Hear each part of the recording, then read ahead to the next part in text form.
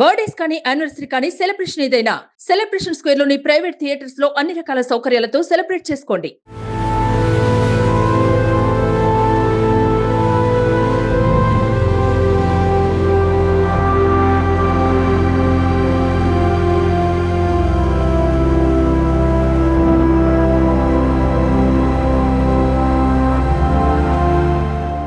ప్రస్తుతం మనం ఉన్నాం అల్కాపూర్లో ఉన్నటువంటి పవిత్ర జయరామ్ ఇంటి దగ్గర ఉన్నాం. యాక్చువల్లీ ఈ ఇంట్లోనే నిన్న కో ఆర్టిస్ట్ అయినటువంటి చంద్రకాంత్ బలవన మరణానికి పాల్పడ్డాడు ఉరివేసుకొని. నిన్న మధ్యాహ్నం 12 గంటల నుంచి కూడా అతని ఫోన్ స్విచ్ ఆఫ్ లో ఉంది.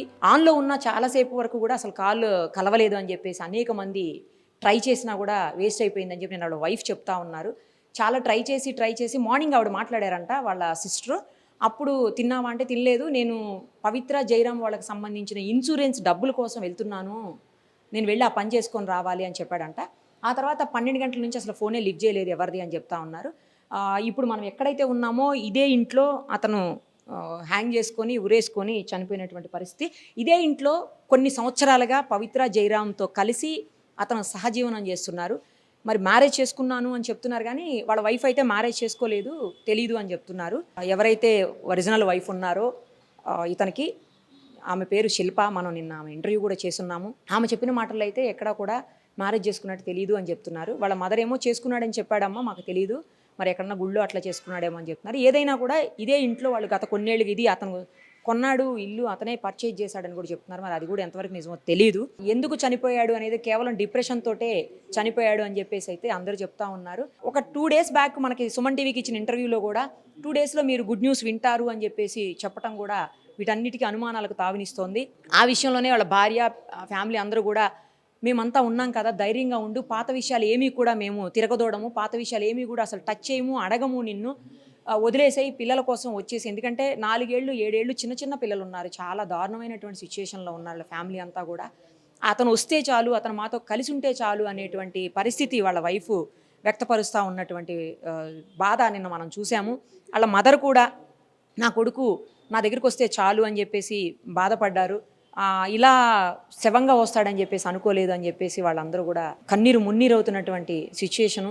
ఇప్పుడున్నటువంటి ఈ ఇంట్లోనే అతను ఉరివేసుకోవటం, నిన్న 12 గంటల తర్వాత నుంచే అతను ఫోన్ కాంటాక్ట్లో లేకపోవటం ఎవరికి. నిన్న సాయంత్రం వరకు కూడా వాళ్ళ పేరెంట్స్, వాళ్ళ వైఫ్ అందరూ ట్రై చేసి లాస్ట్కి ఒక ఫ్రెండ్ ఇక్కడ ఉన్నాడు అని చెప్తే వాళ్ళందరూ కలిసి ఇక్కడికి వచ్చి ఆ డోర్ని బ్రేక్ చేసి అతని బాడీని తీసుకొని వచ్చారు.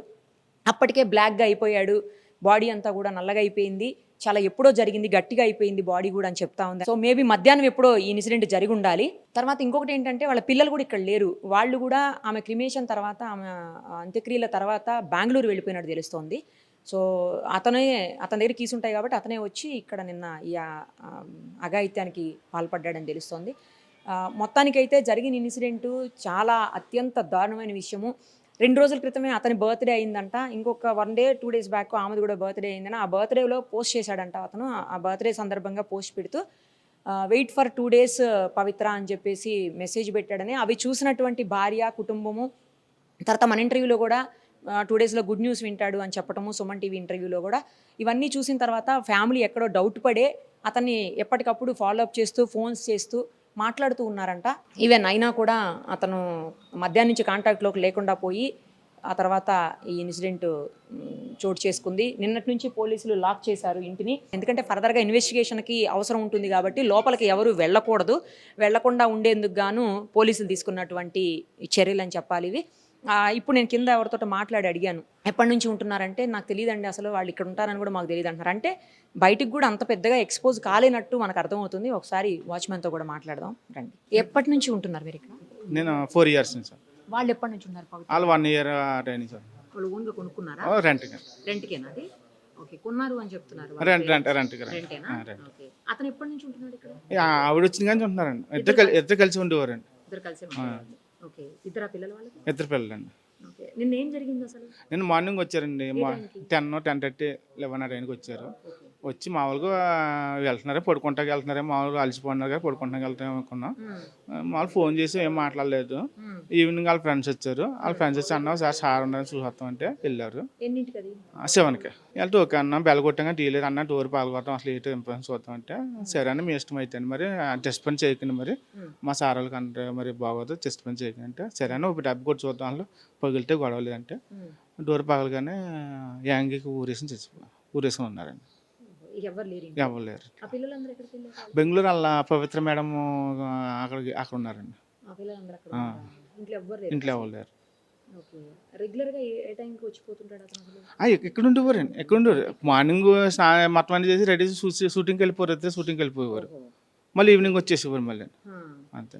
నిన్నైతే పొద్దున రావటం ఇదంతా జరిగింది. ఇదేమైనా మాట్లాడారా మీతో? మా దేశం మేము మాట్లాడాలి. నిన్న కానీ మొన్న కానీ నేను మధ్యకాలం మన తర్వాత ఇన్సిడెంట్ తర్వాత మొన్న ఒక రోజు ఇచ్చారు మాటలు ఎలా పోయారు అనగా మాకు అసలు అంత లేదు ఎలా పోయారు అని చెప్పేవారండి. ఆవిడ మాట్లాడేవాళ్ళు ఎప్పుడన్నా పవిత్ర?